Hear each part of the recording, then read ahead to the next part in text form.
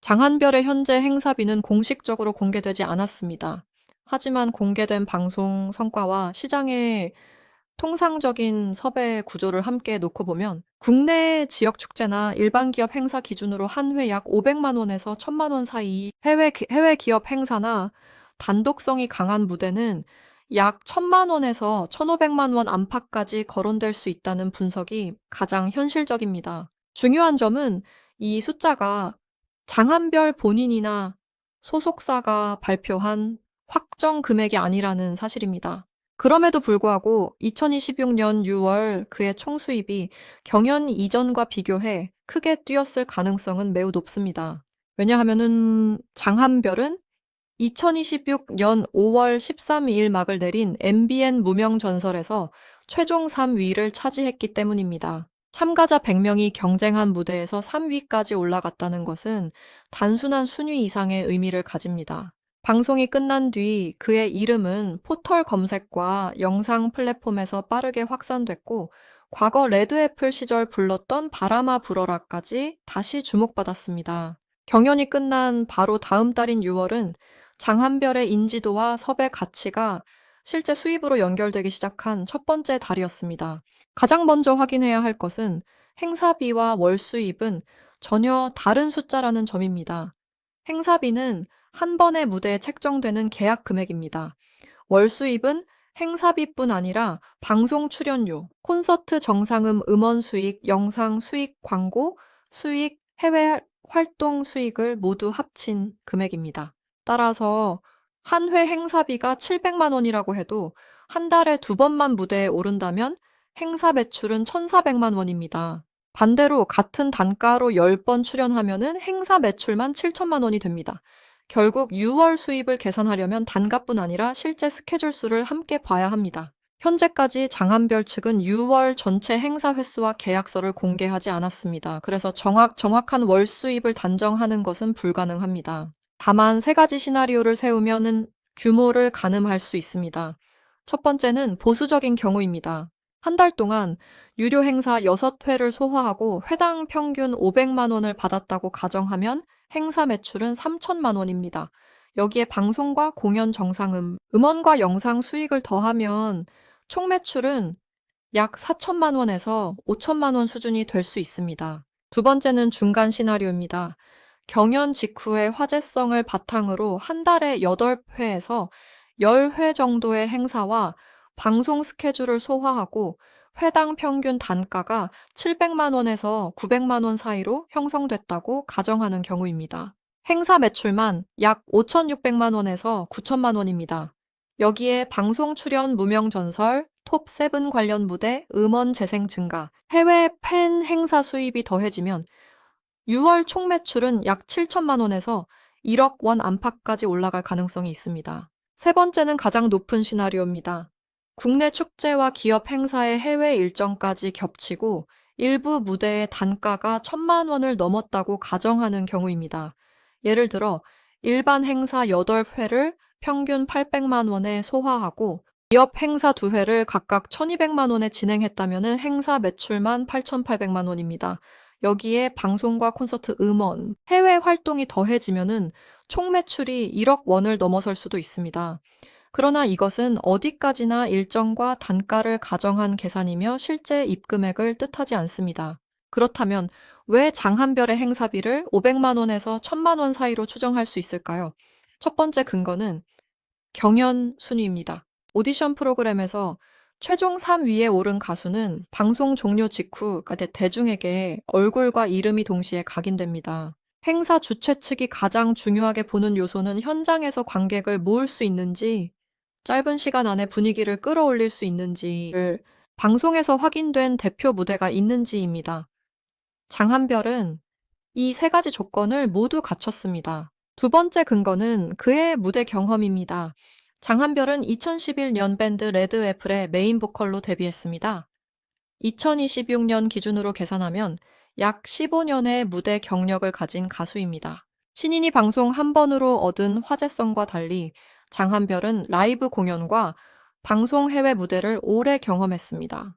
행사 기획자 입장에서는 음향 환경이 완벽하지 않은 야외 축제에서도 안정적으로 노래할 수 있는 가수가 필요합니다. 장한별의 장점은 바로 이 지점에서 커집니다. 세 번째 근거는 이제 해외 활동 이력입니다. 장한별은 호주 브리즈번에서 성장했고 영어와 한국어를 자유롭게 구사합니다. 그는 말레이시아 오디션 프로그램에서 우승한 뒤 현지에서 음원과 방송 공연 활동을 이어갔습니다. 한국에서만 알려진 가수가 아니라 동남아시아 팬층과 해외 무대 경험을 함께 가진 인물이라는 뜻입니다. 국내 기업이 외국인 고객을 초청하는 행사나 한국과 동남아시아를 연결하는 문화 행사에서는 이런 배경이 실제 섭외 경쟁력이 됩니다. 2026년 5월 20일 서울 마포구 상암동 쇼킹 케이팝 센터에서 열린 무명전설 톱7 기자간담회도 중요한 전환점이었습니다. 이날 장한별은 우승자 성리, 준우승자 하루를 비롯한 톱7 멤버들과 공식 석상에 섰습니다. 경연이 끝난 뒤에도 프로그램 관련 활동이 계속된다는 사실을 보여준 자리였습니다. 단순히 결승전 한 번으로 끝나는 것이 아니라 디너쇼, 합동무대 방송 인터뷰와 후속 콘텐츠로 노출이 이어지면서 그의 이름값도 유지될 수 있었습니다. 실제로 5월 20일 방송된 무명전설 디너쇼 첫 회는 최고 시청률 6.4%를 기록했습니다. 프로그램은 13주 연속 수요일 예능 시청률 1위 흐름을 이어갔고 5월 둘째 주 비드라마 검색 반응에서도 높은 관심을 받았습니다. 출연자 검색 이슈 키워드 상위권에 장한별의 이름이 오른 것은 그의 관심도가 결승전 이후에도 식지 않았다는 증거입니다. 행사비는 가창력만으로 결정되지 않습니다. 검색량, 방송 노출, 팬덤의 움직임, 최근 화제성이 함께 반영됩니다. 장한별의 과거 곡이 다시 주목받은 것도 수입 구조에 영향을 줄 수 있습니다. 레드애플 시절 대표곡 바람아 불어라는 무명전설 방송 이후 다시 검색되고 재생되는 흐름을 보였습니다. 오래된 노래가 다시 살아나면 단순한 음원 수익만 생기는 것이 아닙니다. 행사장에서 부를 수 있는 대표곡이 하나 더 생기고 방송 제작진이 과거 자료를 다시 활용하며 팬들이 공연 영상을 찾아보게 됩니다. 결국 한 곡의 역주행은 행사 섭외와 영상 소비를 동시에 밀어올리는 역할을 합니다. 다만 음원 재생 수가 늘었다고 해서 가수에게 곧바로 거액이 들어오는 것은 아닙니다. 음원 수익은 제작사, 유통사, 작사자, 작곡가, 실현자 등 여러 권리자에게 나뉩니다. 장한별이 모든 권리를 보유하지 않았다면 실제로 받는 금액은 전체 매출보다 훨씬 작을 수 있습니다. 유튜브 영상 역시 채널 소유자와 제작 주체에 따라 수익 배분 구조가 달라집니다. 그래서 6월 수입을 계산할 때 음원과 영상은 중요한 보조 수입이지만 행사비보다 큰 비중을 차지했다고 단정하기는 어렵습니다. 방송 출연료도 마찬가지입니다. 경연 프로그램 참가자의 출연료는 일반 예능 스타의 회당 출연료와 같은 방식으로 계산되지 않는 경우가 많습니다. 오디션 자체는 우승과 노출 기회를 제공하는 성격이 강하기 때문에 출연료가 높지 않을 수 있습니다.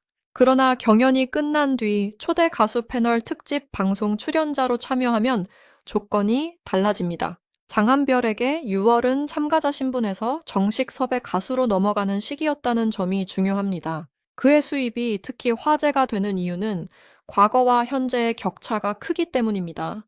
장한별은 호주 퀸즐랜드 대학교 치의학과에 합격했고 실제로 이 학년까지 다닌 뒤 가수의 길을 선택했습니다. 안정적인 전문직의 길을 내려놓고 한국으로 건너와 연습생 생활을 했으며 2011년 레드애플로 데뷔했습니다.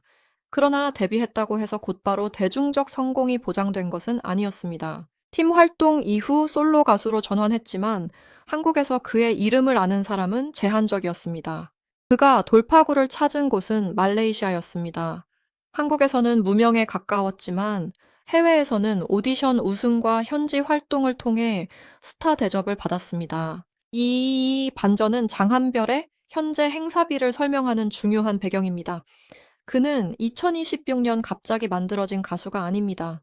약 15년 동안 한국과 해외를 오가며 실력을 쌓았고 무명 전설을 통해 한국 대중이 뒤늦게 그 가치를 확인한 것입니다. 2013년 한국 국적을 취득했다는 사실도 그의 선택이 얼마나 진지했는지를 보여줍니다.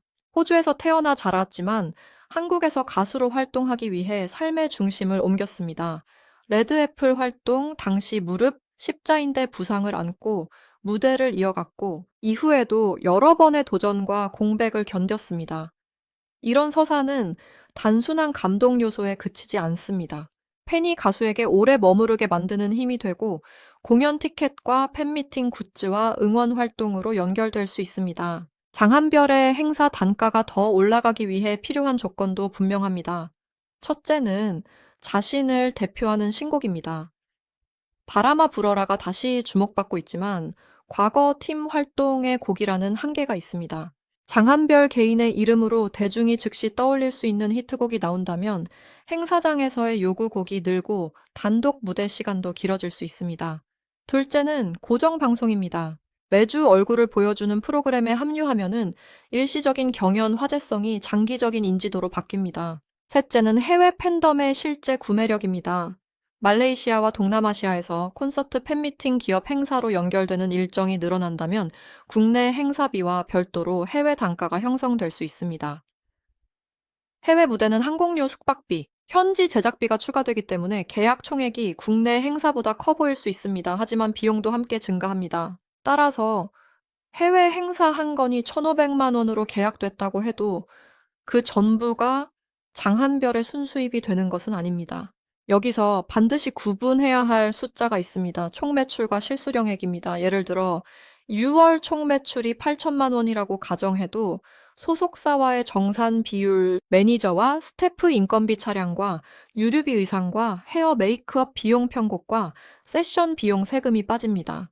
계약 조건에 따라 차이가 크지만 실제 개인에게 남는 돈은 총 매출보다 상당히 줄어들 수 있습니다. 따라서 장한별이 한 달에 8천만 원을 벌었다는 표현과 8천만 원을 손에 넣었다는 표현은 완전히 다릅니다. 행사 한 번도 겉보기보다 많은 비용이 듭니다. 서울에서 지방 축제로 이동하면 차량과 인력이 하루 종일 묶입니다. 라이브 밴드나 댄서를 동반하면 인건비가 추가됩니다. 해외 일정은 통역과 현지 이동 숙박, 장비 운송까지 필요합니다. 소속사가 이런 비용을 먼저 부담한 뒤 정산하는지 주최 측이 별도로 지급하는지에 따라 실수령액은 달라집니다. 그래서 행사비만 보고 재산을 단정하는 것은 위험합니다.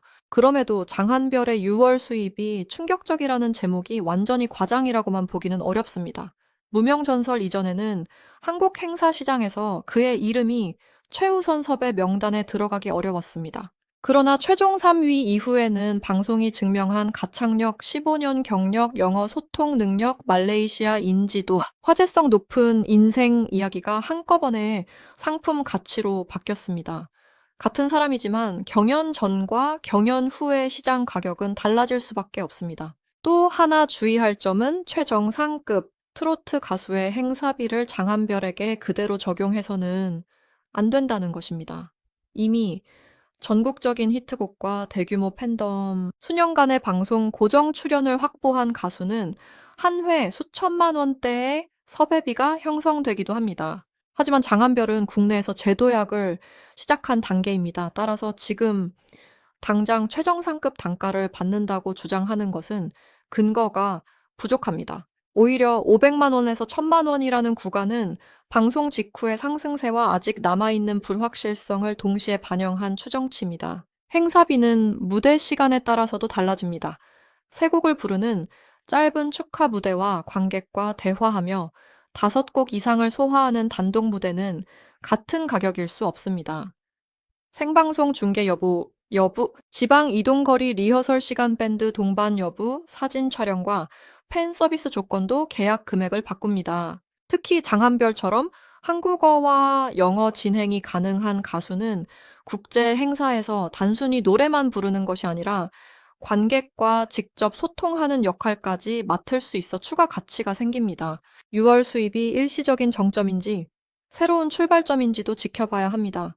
오디션이 끝난 직후에는 섭외가 몰리지만 몇 달 뒤 관심이 빠르게 줄어드는 사례도 많습니다. 장한별이 현재의 단가를 지키려면 공연마다 좋은 라이브를 보여주고 팬들이 다시 찾을 이유를 만들어야 합니다. 결국 행사비를 결정하는 가장 강력한 숫자는 한 번의 순위가 아니라 다음 행사에서도 관객을 모을 수 있다는 반복된 증명입니다. 현실적으로 정리하면 이렇습니다.